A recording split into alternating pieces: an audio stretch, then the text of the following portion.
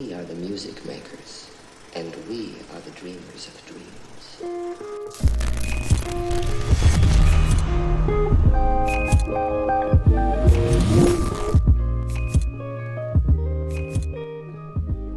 Mr. Chris Carter, what is up, man?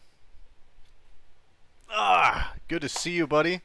Are you excited for today? Today's gonna be a great day. I'm so excited. I know this was like Christmas for you, man. But I know, yeah, man. I've been so excited for this show. It's great. I'm all in it. I'm all in it. Even though you only watched the first episode, but by the way, guys, Why the Last Man on Hulu, exclusively on Hulu. The first 3 episodes are out, coming out every week on Mondays. So, Chris, tell us, why didn't you watch all 3? Well, it's just, for me, and it's true, and this is true for anything too.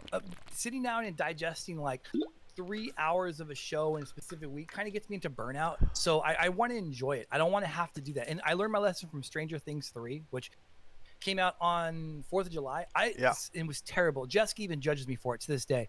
I watched the whole season in one night. And after, in one night? Okay, that's a season. Night, well, that's a season. Day. Holy crap. Yeah. I think it was 11 episodes, an hour long. The last one might have been an hour and 20 minutes. So, dude, by like episode 4, I'm like, fuck these kids, just kill them already. You know what I mean? So it's I've learned it's better that I pace myself, because then I get to enjoy it. Which I always knew you were Rusky. I enjoy. I'm fucking Rusky Makami. I do enjoy vodka, my friend. Yeah, you live in California, man, so that's on you. Well, then true. By the way, I don't drink IPA. I religiously will not touch. You can throw it back on me now, huh? Okay. That's right. All right. So tell me, for the guy who's read the graphic novel and who's had an intimate knowledge of it and has been following the production for, you said, 5 years in our last episode, how did the first 3 resonate with you? All right, so let's go into it a little bit, right? And this is what I love about when we approach these kind of topics, especially ones that have come from like off a page onto the screen. Mm-hmm. Sometimes like the page or the book or something like that, or the other stuff like the horror stuff, where it comes from and the genres and stuff like that too. And I'll just be watching or gleaning in the information from the screen and vice versa. So right here, guys, like the first 2 graphic novel books, like look how big they are, from Why the Last Man that I have. Rachel read them and she loves them. I got her to read them like earlier this year. I'm like, you have to read these. The show's finally coming out. You have to watch. You have to read the graphic novels first before you get the show. Me, I love the tone because it's staying away from the clichédness that I see a lot of the times from a post-apocalyptic show, right? Mm-hmm. One of the things that I can't stand is where it's like the hero's journey of being the best guy, or he has to be the leader and everything like that too, or he knows how to lead or be a good guy or a strong. You know what I'm talking about? Like the hero's journey of any kind of like. Yeah. Thing like that. You don't get that from Yorick, which is the guy's name. You really don't get that at all. If anything, he's a codependent baby child that can't hold a job and is only ever pining for his girlfriend. And you get that a lot.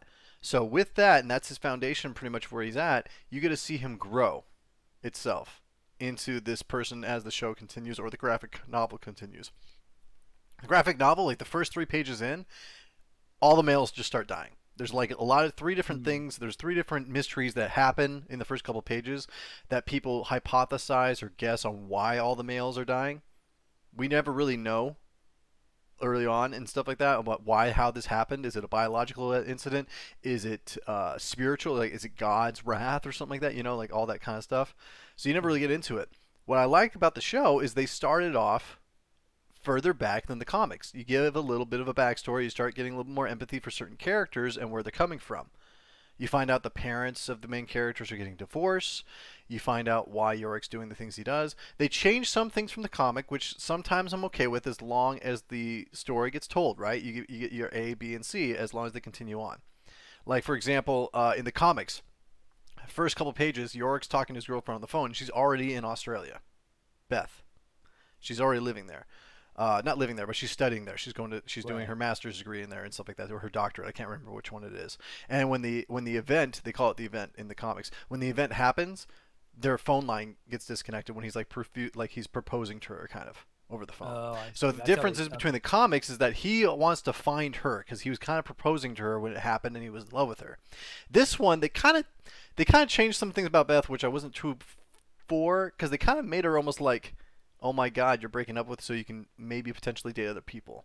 That's kind of a bitch move. That's kind of how that was a big vibe on what we got from it too. But I would say also that, you know, in Beth's defense, if you can defend a character, like you could totally see it. Like, I mean, we see that all the time. If someone's leaving the country to study, it's like you hear all the time that I don't want to be held back by you, and I don't want me to hold you back. Like the motivation behind that is pretty good. Although I did love the way they did that. Like this whole first episode leading up to him proposing to Beth, you know, he's borrowing money, he's talking to his sister.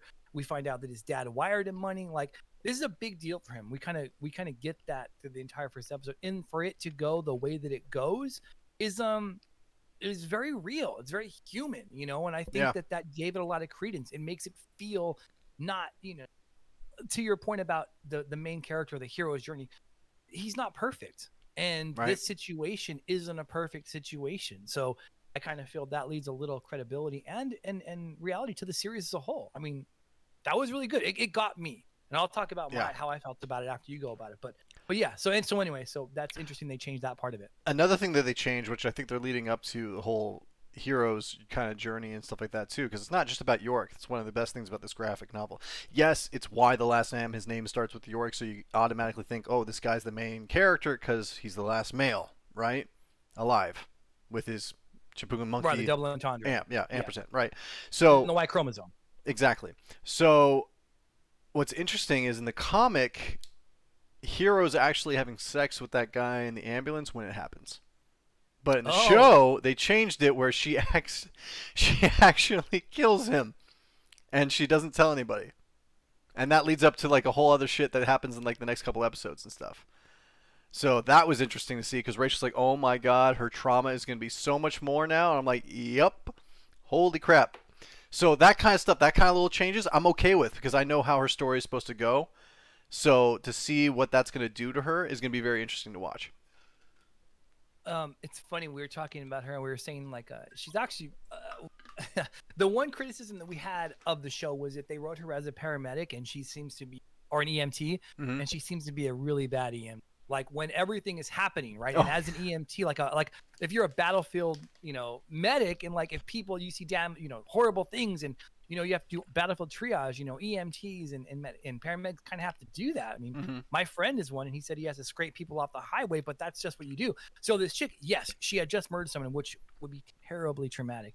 But other people are kind of, and like especially at the end when the mother's holding the son or the daughter saying help me, and she's got like the shell-shocked look on her face. Like I don't think a paramedic would vibe that way. I don't think that if you had been trained to do that profession, you would react in that sort of sense. Yeah. But other than that, her story was my favorite. It was the most interesting because she obviously is the most damaged, I would say, of the people that we saw on and again on episode 1. I'm still working off of that one. Yeah, you're still going off that one, so I'm trying not to say too much of the other two because I'm trying to remember.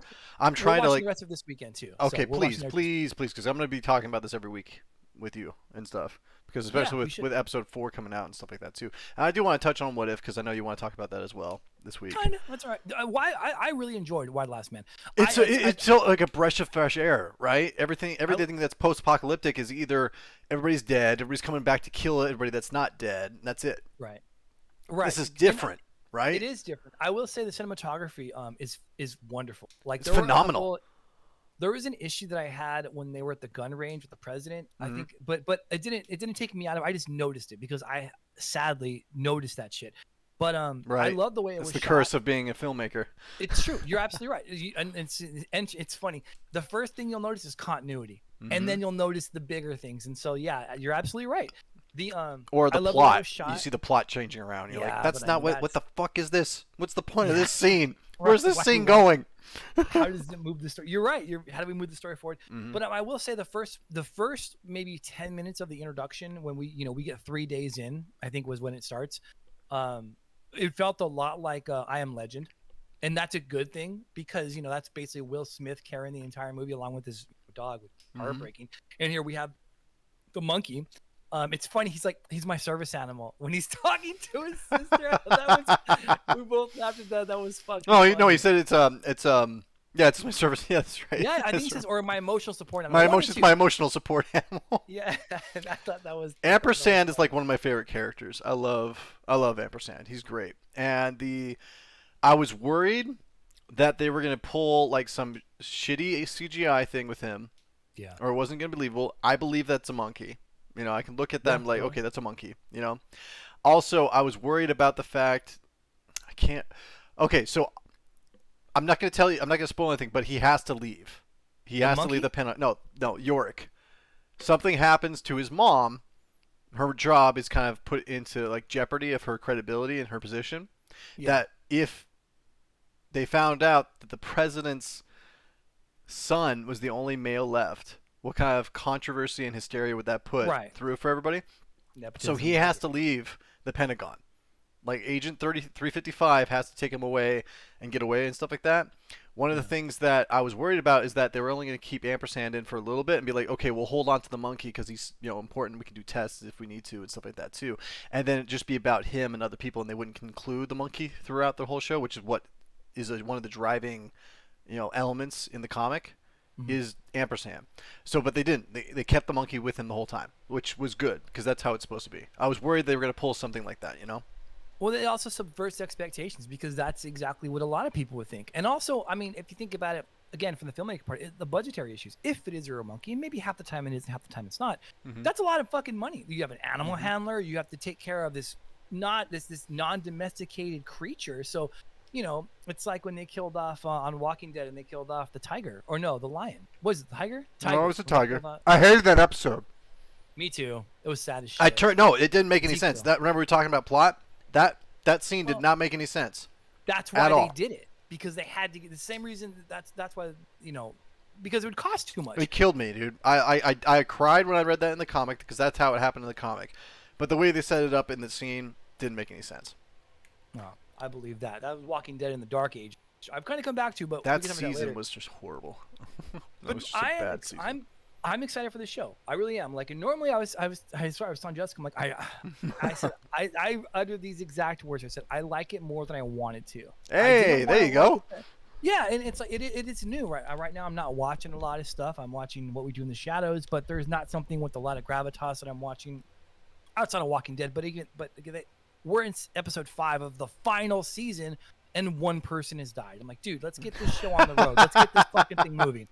Yeah, right? So it's like. I was going to say, like, why the last minute's like, you know what? We're going to take care of that Thanos. We're going to take care of half of everybody plus the mammals. It's true. And that's the other part, too. Like, I'm wondering, I've got Biological Agent. I'm thinking 12 Monkeys. It's got me curious about that because, the solution. So let me ask, is there a solution? Do we get an answer by the end of it? Mm-hmm. We do. So that's fucking great. So there will be a payoff. It's not like, well, this is just fucking nature fucking saying, fuck you, guys. One of the things I didn't appreciate is, also Rachel didn't appreciate either, is that throughout the show, like in the very beginning, they slowly showed a lot of other animals. You didn't know if they were male, except for the deer. You saw the antlers, so you're like, oh, it's a male. The dog, yeah, but you didn't know that was did you know that was a male dog? No, but knowing with what I knew about the show, right. But I'm saying like people say right, people. I didn't know. You know what I mean? You're right. So that's one thing in the comic that actually didn't happen like that. Animals. So there were animals? Well, no, there were. I'm saying like every animal, every male, all died at the exact same time. There wasn't like this lead into it. Like a wave, like it was because you get the India lost contact, and it was like a wave. Yeah, it's like India, Russia, and stuff like that too. It's like it happens at the exact same time everywhere. Then I guess at that point that would be different because then you could play into the religious aspect of it, like the rapture and whatnot. So that would make sense. But because it was a wave, that leads me to think it's more natural and biological. There is another character that we haven't seen, and we haven't seen in the first 3 episodes either, which kind of upsets me. I'm really hoping they bring her in. She's probably one of the best, well-written antagonists I've ever seen in a comic or something like that. So hopefully they do it right and they do it justice in the show. In Israel, there's like this conflict happening and stuff like that too. And as most people know, Israel's actually the one I think it's the only army or the only kind of military force that actually requires all citizens to partake in the military. I think it's North Korea too. Is I it think North it's Korea? I think because the only reason I know this, and don't judge me, is because that boy band BTS. I'm gonna got judge you pulled. so Yo, much right I now. know it because of the things on the radio. I hear it. Uh-huh. But I guess they have to serve 2 years. I think it's the same thing with Israel too. Like Gal Gadot's got a great story about that. She was in the military. It was 4 years. It's 4 years Yeah. of required 4 service. years? It's 4 years of required service, I believe. Oh, I didn't know that. I thought it was 2. Wow. Yeah. But so think about it. We do have a lot of female in our military, right? Mm-hmm. Now think of a nation that something happens where all the males die. And if you think about that nation also, their religion Right. is primarily male led, right? Mm-hmm. Now think about how strong that nation could be if they actually had required every single female that's ever been born that was bodily able to show up and be a part of their military. How strong that nation would be as compared to somebody else or another nation. Right. So there's a character that comes across from Israel to the United States and comes across his path with Yorick and his group and stuff, who's from Israel, we haven't seen yet. And she's probably one of the most well-written people, like I said before. I'm really excited to see her. They didn't bring her in this time. They mention it. They say something about Israel going on in the radio. I remember catching that because I've been looking out for it. Yeah. But I'm excited. I'm hoping that they bring her in because I did not see her on the cast list. And if they don't bring her in, then there's no point. On the cast list, interesting. They've already cast, so they haven't cast her. So do you? You don't I didn't know see if the they're name. bringing her or not? I didn't see the name. Okay. Gotcha. I saw Israel. I saw it on IMDb. I saw Israeli soldier number 4 at one point when I was looking through the cast, and I'm hoping that we see her at one point. Her name's Altair, Alter. It's Hebrew for something. I can't remember what it is, but yeah, she's a great character. They're bringing in Dr. Mann now, which is actually another character from the comics too, so that's really exciting. I'm actually very much impressed with Yorick. I was worried about it. Yeah. Or the presentation of the character from the graphic novel. Well, I'm sorry, the actor. Since we're talking about cast, Gotcha. the actor. I was worried about it. I didn't want him to be flamboyant. I didn't want him to be humble. I also didn't want him to be overconfident or even confident at all. And that's really hard to play that almost lukewarm kind of aspect where it's like you're not grabbing so much of the screen, even though you're the only guy that's primarily on screen, right? That's difficult, I feel like, and I think that would be a very difficult role to do, and I think he's doing an amazing job. So I was really worried about that, especially since they went through 4 different Yoricks in the process of getting this production running. The good thing about that too is like about that actor, the scene with him and Beth when he's proposing, you get that vibe a lot where he's definitely a type B personality. You know, and she even says it like, what are you going to do? While I'm in school, are you going to stay home? Like, what will you do? And it's very much the roles are reversed, like in traditional male, female, like progression throughout the workplace. And I think that's interesting. It's an interesting point to take that we don't see a lot of. So, but that character is really kind of, you get a lot of who he is when he's vulnerable with the woman he's proposing to. And that starts to come out and you absolutely see that he's much more of a beta than an alpha. Like, right. Yeah, definitely a beta. And his humor is not over the top. It's very not lukewarm. It's very dry. It almost passes you and stuff like that. He's like, what are you going to do? I'm an escape artist. He's just like says it matter of fact like that's a job that you can have, like saying I'm a policeman, you know. And I'm like, no, that doesn't work, bro. She's looking for like support and stuff like that, you know. It's not that doesn't work. So that was really funny to see. What do you think about Agent 355? Interesting. Super. The way they introduced her was fucking great. Right?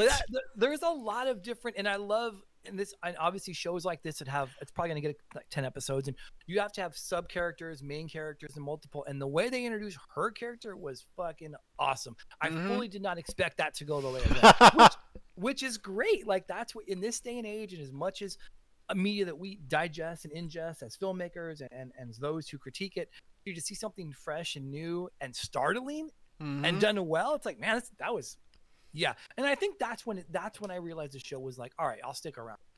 Right. So when she's making the bomb and she's running away, I'm like, and then you just see in the background it goes off. I'm like, yep, she's just like, that's beep. Great. Yeah, but what's great about this is because you didn't expect it. You actually believe that they were together or they were, maybe in a fight because he goes to kiss her and she kind of turns away. So there was that, but that was great. Her storyline, Right. I'm going to be very interested to see. And then later when she gets into the Pentagon and she finds that secret little place that she goes to, and I'm assuming that those are her comrades that she gently put, Yeah, those moved were away. other agents of the culprit ring.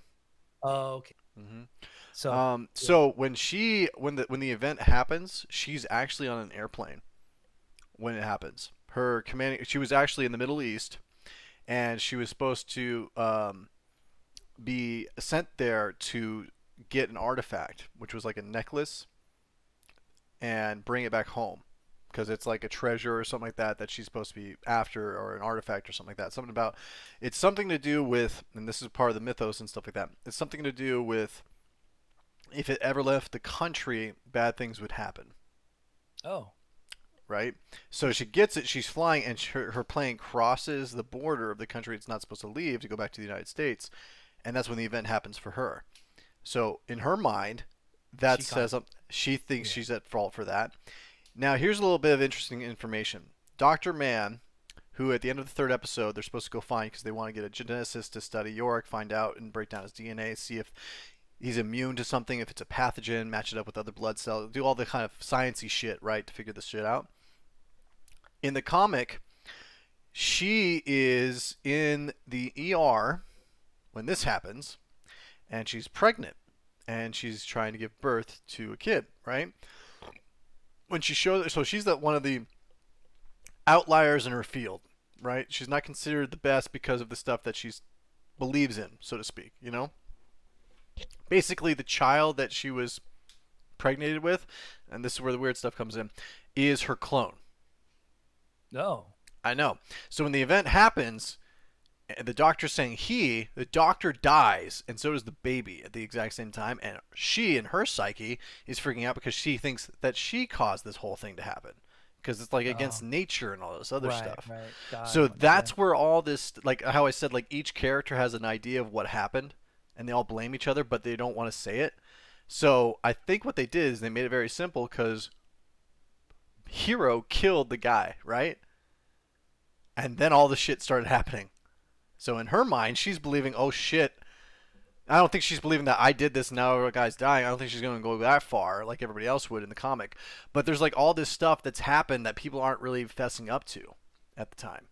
So that's going to be very, very interesting to see happen, if that makes sense. Like, no, it does. Yeah. Because there's a lot of stuff that people are going on or people are doing that you don't. Or there's a lot of stuff that they changed, which I'm okay with. They didn't go full bore like copy page for page, But it's cool. I'm excited to see more. I can't wait for Mondays now because this show is different.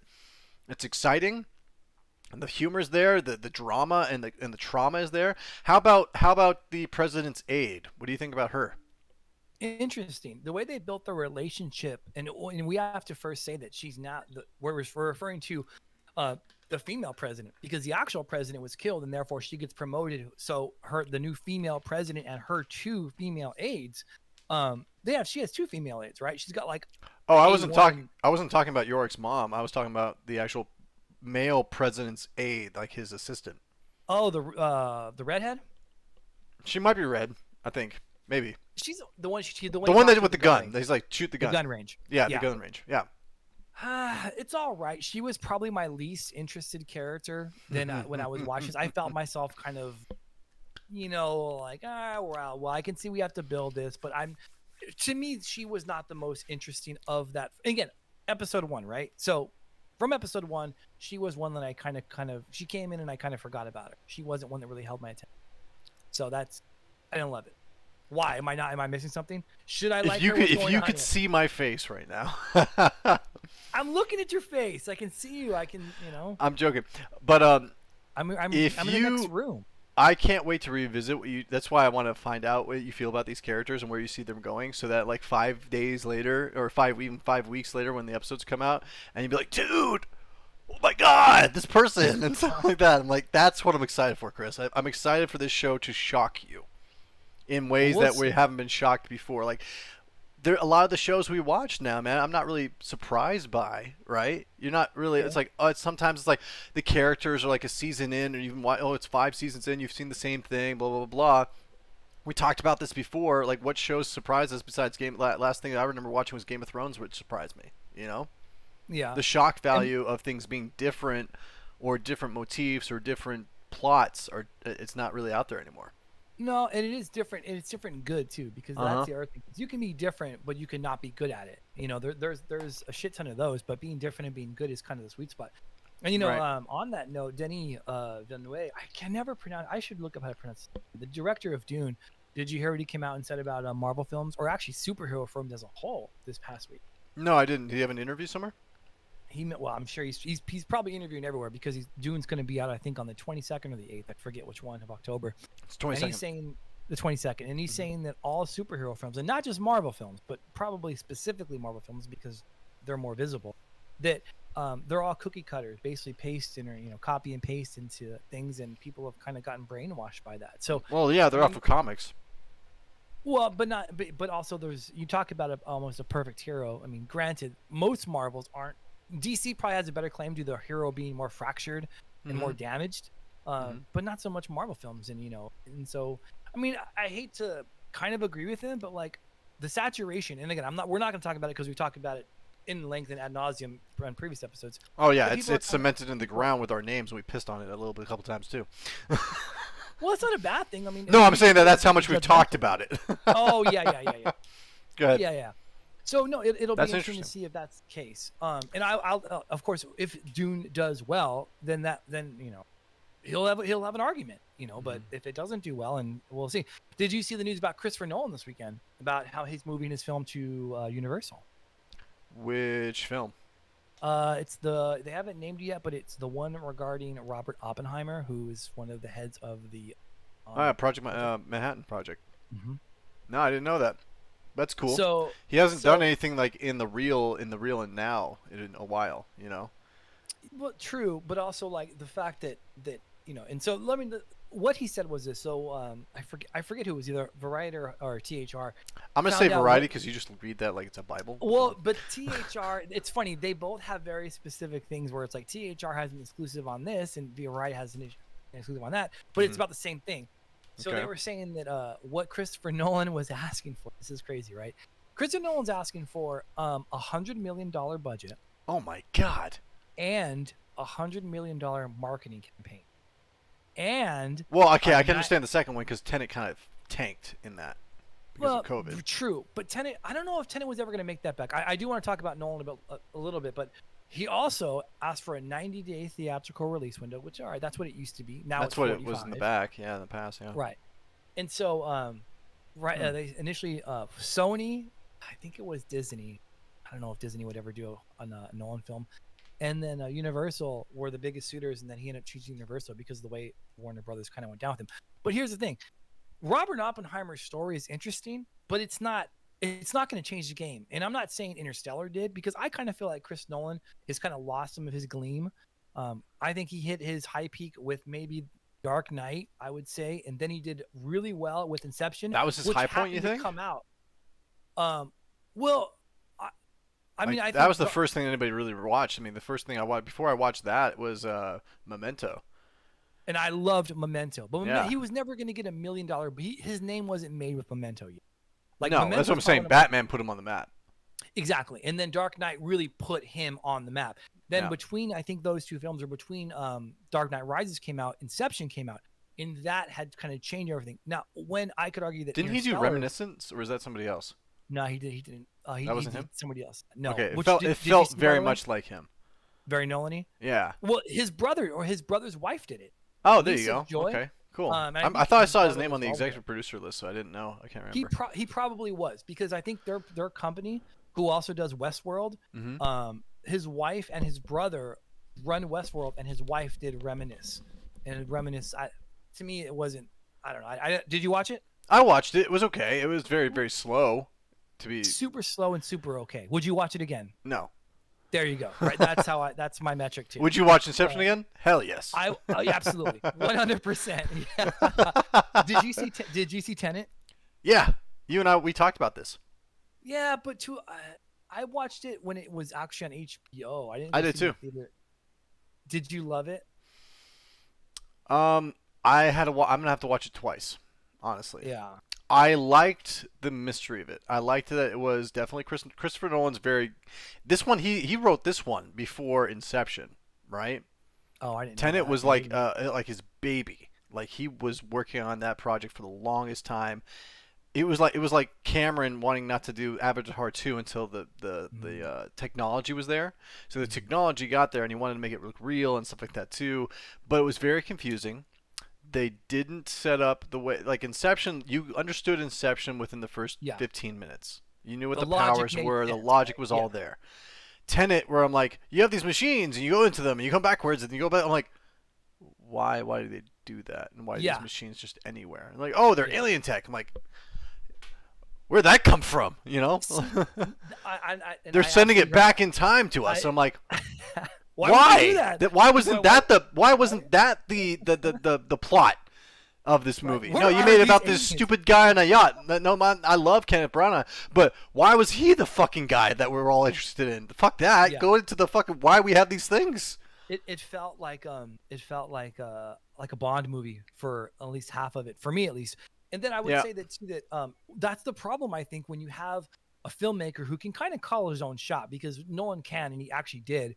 He wrote it, he EP'd it, he directed it, he probably had a huge hand in editing, and we know he's on hands-on with cinematography. If it makes sense to you, that doesn't mean that it's going to make sense to the viewer. Right. And we true. don't, we do that as directors and writers, and so it may make 100% sense to you in your head, but if someone watches it, they're like, "What? I don't get this part of it." And so Exactly. Yeah. you And know, that's Nolan- one of the things I think why The Last Man did really well. In what, it left mysteries open, just like we're talking about. It didn't give you the answers on why this happened, and it wasn't over the top. It wasn't like crazy.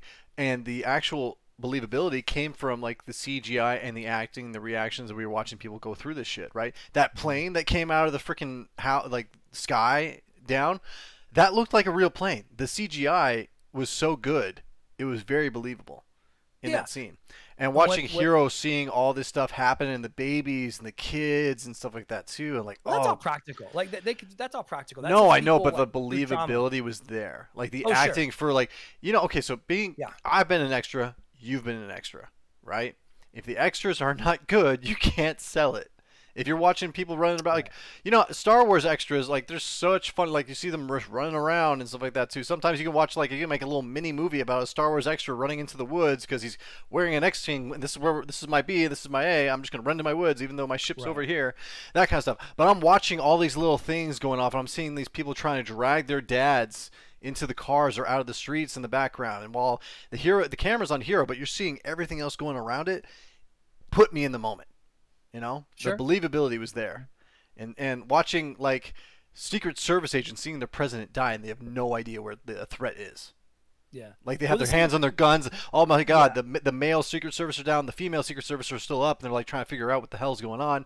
She was just sent there to protect the president from a credible threat, and now she has no idea what the fuck happened. That shot at the end when all the men are dead and all the women are looking around, and you can see them solving. Okay, we're alive, and all the men are not, and you can kind of.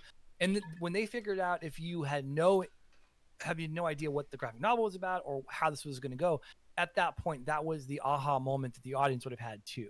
Yeah. So no, but that's great. Honestly, the direction and the cinematography, that's what helps guide that lens to the audience. And yeah, I would say that they did a really good job. Again, I think it looks great. I think the storytelling's fine. I think that. And here's something we're another gonna thing. watch. It's awesome that this is happening now.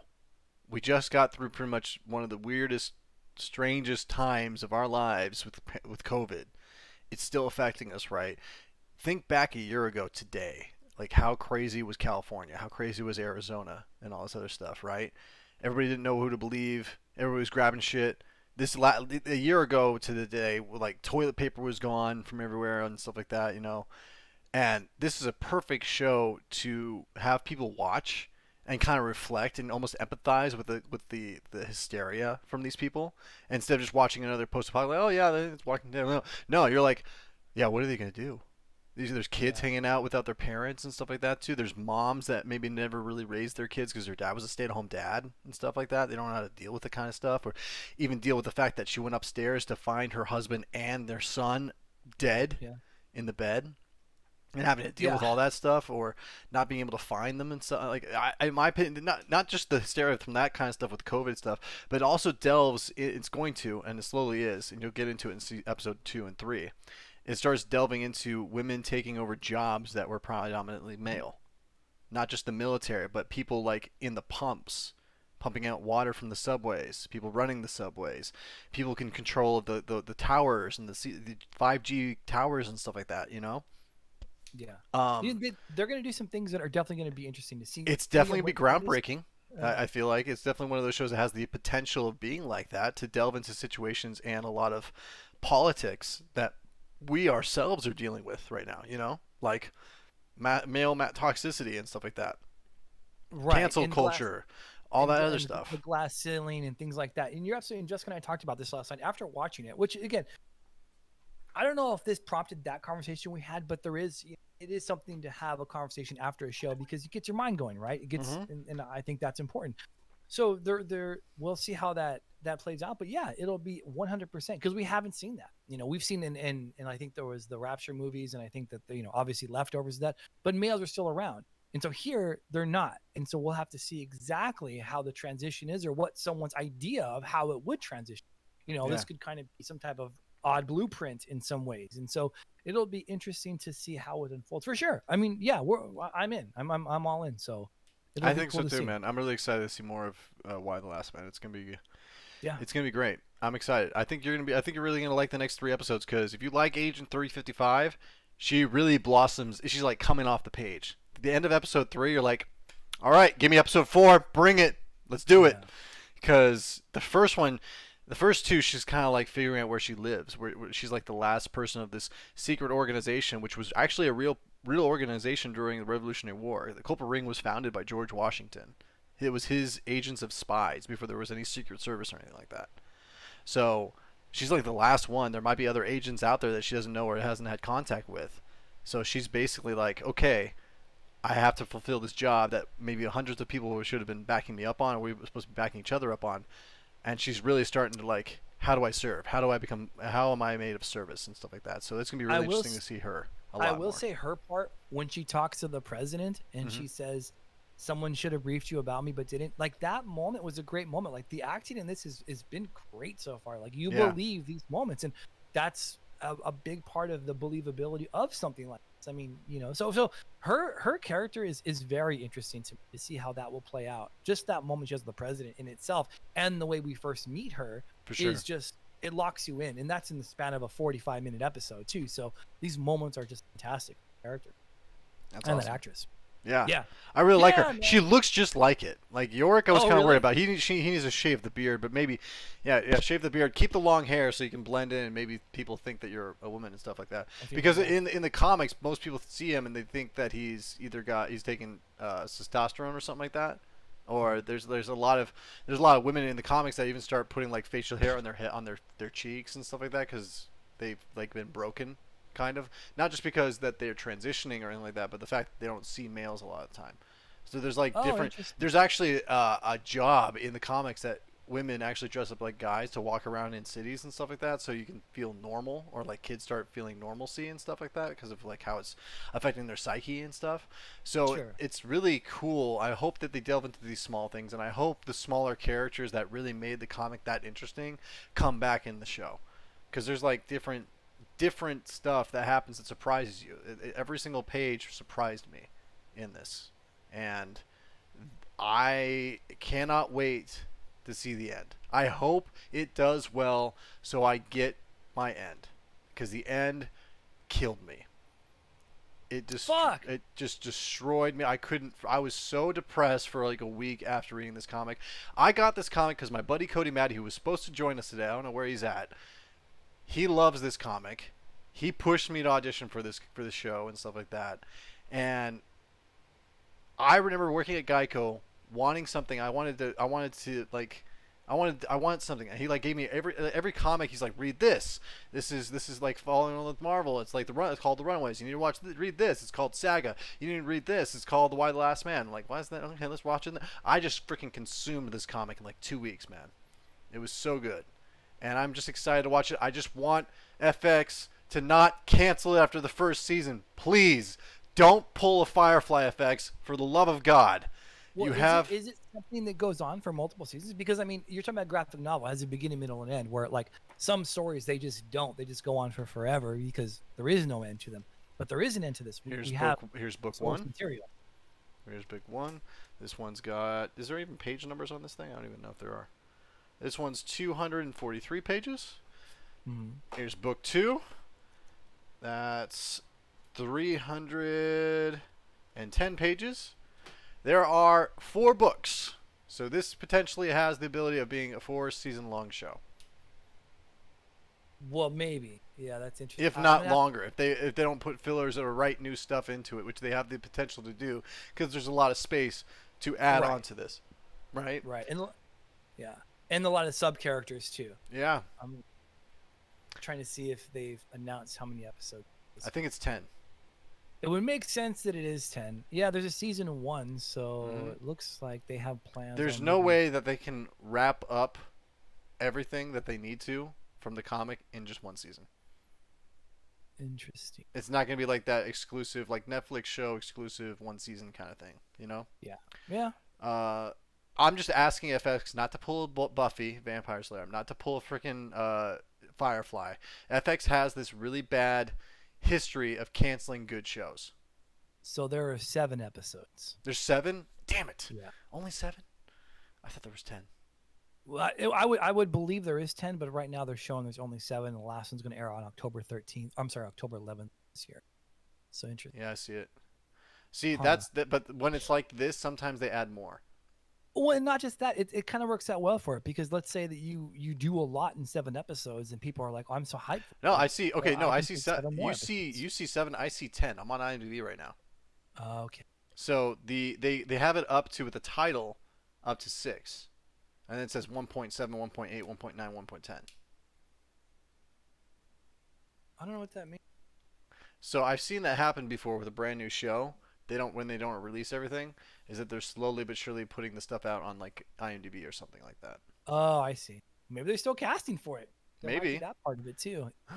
Good luck, guys. All your parts were taken in the first freaking episode. Oh, you're right. I see. Yeah, you're right. 10 episodes. I totally see that. I'm hoping That's it's a full 10. I just want a season 2. Now Oh, that yeah, now that Walking Dead's going to be ending next year, right? Not a lot of people are interested in New World. The whole Rick Grimes thing with Walking Dead is in the air about it happening or not happening, so to speak. And I just give it its chance. It's a good show. Let it do its thing. Come on. Watch it, guys. Hulu every freaking day on Monday. Come on. Every week. Sorry, not every day. Every week on Hulu. It's a great show. I mean, it is on Monday, which kind of sucks because it does run up against Monday Night Football. But because you can see it on Hulu, you could watch it on Tuesday. Bro, the world revolves around football, in case you haven't noticed. And I don't mean professional soccer, I mean football, but also soccer. So okay, yeah. I'm not a big sports guy, but at least I got a sports guy as my co-host, you know. So there's That's right. And I'm still gonna watch it. I'm just gonna watch it on Tuesday, maybe after the game. Because yeah, the game's how about you watch? here. Okay, because I know what happens on Sunday. You get your beer and you watch your 49ers. I can't wait, bro. I can't wait. They're not gonna do well. It's okay. It's a bad season for them already.